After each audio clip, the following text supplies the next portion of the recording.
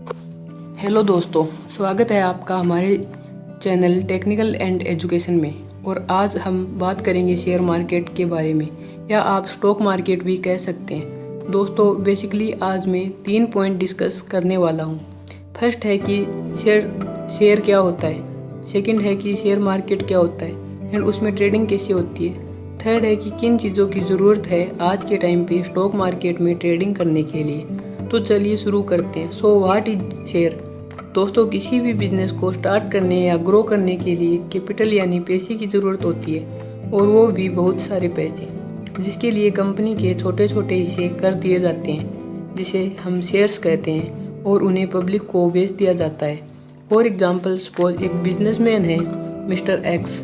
इनकी एक कंपनी है जिसका नाम है ABC, जिसकी वैल्यू है 50 लाख रुपए, और ये अपने बिजनेस को ग्रो करना चाहते हैं, जिसके लिए इन्हें 40 लाख रुपए की और ज़रूरत है। और मिस्टर एक्स के पास इतने पैसे नहीं है, तो वो अपनी कंपनी के 4 लाख शेयर्स ₹10 पर शेयर की फेस वैल्यू के साथ मार्केट में इशू कर देंगे। तो दोस्तों, फेस वैल्यू कंपनी को शेयर इशू करने से पहले ही डिसाइड करनी पड़ती है, जो जनरली ₹10 पर शेयर होती है। अब जो पब्लिक है वो ABC कंपनी के शेयर्स खरीद लेंगी, और मिस्टर एक्स को मिल जाएंगे 40 लाख रुपए बिजनेस की ग्रोथ के लिए। एंड जो शेयर्स होल्डर है उन्हें मिल जाएगी कंपनी की हिस्सेदारी। पर इसमें जो शेयर होल्डर हैं उनको फ़ायदा कैसे होगा, क्या उन्हें कंपनी प्रॉफिट देती है, इसके बारे में आज दोस्तों आगे बात करेंगे। पहले हम जान लेते हैं शेयर मार्केट क्या होता है। दोस्तों, जैसे आपको कुछ परचेज़ करना होता है तो आप मार्केट जाते हैं, वैसे ही शेयर्स की बाइंग और सेलिंग्स के लिए भी मार्केट्स होती है। दोस्तों, पहले के ज़माने में कंप्यूटर और इंटरनेट का यूज़ नहीं किया जाता था, तो जो शेयर्स की बाइंग और सेलिंग्स है वो फिजिकली होती थी, ऑप्शन वगैरह जो बोली लगती थी शेयर्स की। लेकिन आज के टाइम पर जब इंटरनेट का यूज़ इतना ज़्यादा होने लगा है, तो ये सारा सिस्टम अब ऑनलाइन हो गया है। अब आप घर में बैठ के भी शेयर्स की बाइंग एंड सेलिंग्स कर सकते हैं। दोस्तों, जो दो बहुत पॉपुलर मार्केट है वो है NSE national stock exchange and BSE Bombay stock exchange.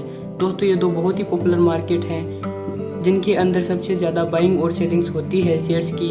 और इसके अलावा भी कई और मार्केट्स हैं, जैसे कोलकाता स्टॉक एक्सचेंज है, पर जो सबसे पॉपुलर है वो यही है NSE एंड BSE। दोस्तों, जितनी भी कंपनीज होती है जो अपने शेयर्स इशू करती है, उनको पहले अपने आप को इन मार्केट्स में रजिस्टर कराना पड़ता है।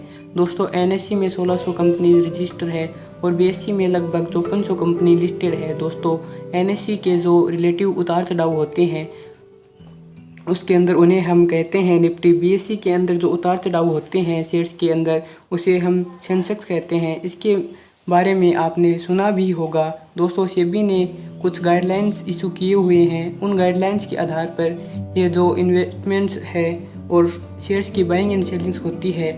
ओके, तो चलिए दोस्तों देखते हैं कि बेसिकली जो शेयर मार्केट है वो कैसे काम करता है। दोस्तों, सपोज कीजिए BSE है, कंपनी पहले अपने आप को BSE में रजिस्टर करती है, एंड जो फाइनेंशियल ब्रोकर है वो भी शेयर मार्केट के लिए काम करते हैं एज ए एम्प्लॉय।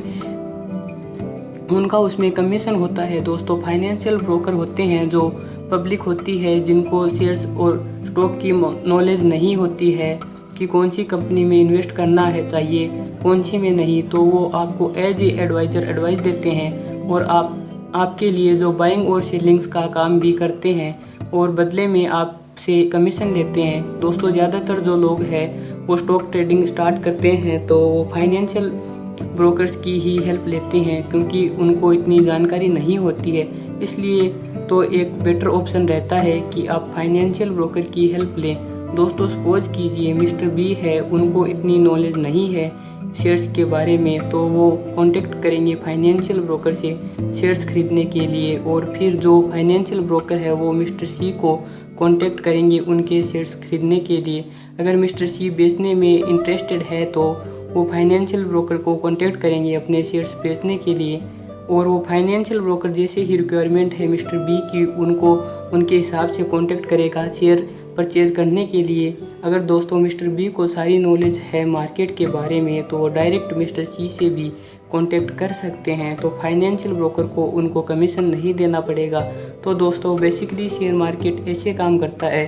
तो दोस्तों अब बात करते हैं कि जो शेयर होल्डर है वो प्रॉफिट कैसे कमाते हैं। दोस्तों जब एक पर्सन एक कंपनी के शेयर्स खरीदता है तो उसमें कोई ख़ास लिमिट नहीं होती है। आप एक छोटी सी अमाउंट से भी स्टार्ट कर सकते हैं, लाइक 500 रुपये से भी स्टार्ट कर सकते हैं और करोड़ों में भी जाती है। तो उसी हिसाब से दोस्तों ओनरशिप राइट्स है और अनदर्स राइट्स है या फिर बहुत तरह के राइट्स होती है वो उन्हीं शेयर्स होल्डर को मिलते हैं। उनका शेयर्स का जो पोजीशन है उसके हिसाब से।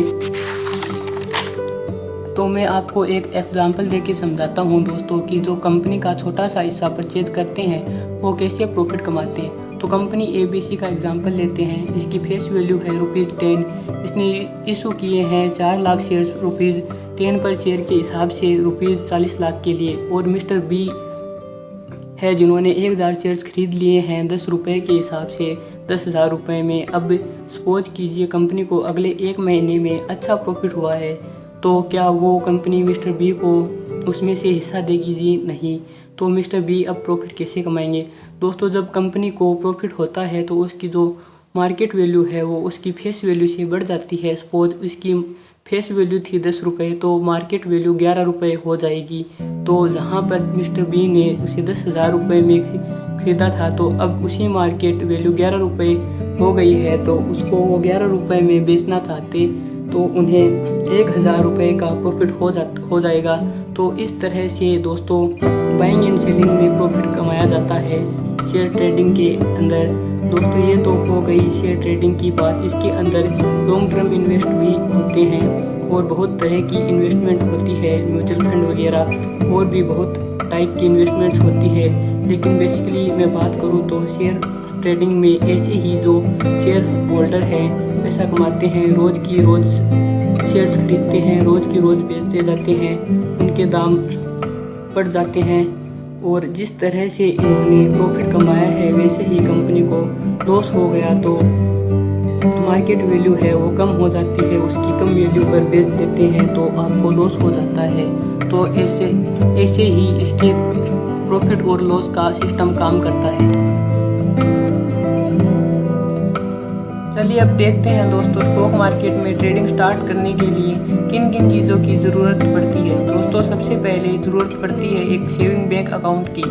उसको हमें अपने डीमैट अकाउंट से लिंक करना पड़ता है। तो डीमैट अकाउंट हमारा एक ऑनलाइन अकाउंट बन जाता है जिसे हम जो हमारे जो डिटेल्स हैं हमारे स्टॉक्स से रिलेटेड वो हम सारी उसमें देख पाएंगे ऑनलाइन, कहीं से भी इंटरनेट के एक्सेस के थ्रू वो देख सकते हैं। ट्रेडिंग अकाउंट में दोस्तों जितनी भी परचेज एंड सेलिंग होती है हमारे शेयर्स की, वो जितनी भी ट्रांजैक्शन है वो ट्रेडिंग अकाउंट से होती है। और अगर हमें वो जो प्रॉफिट और लॉस हो रहा है वो हमारे डीमैट अकाउंट में फिर शो हो जाता है।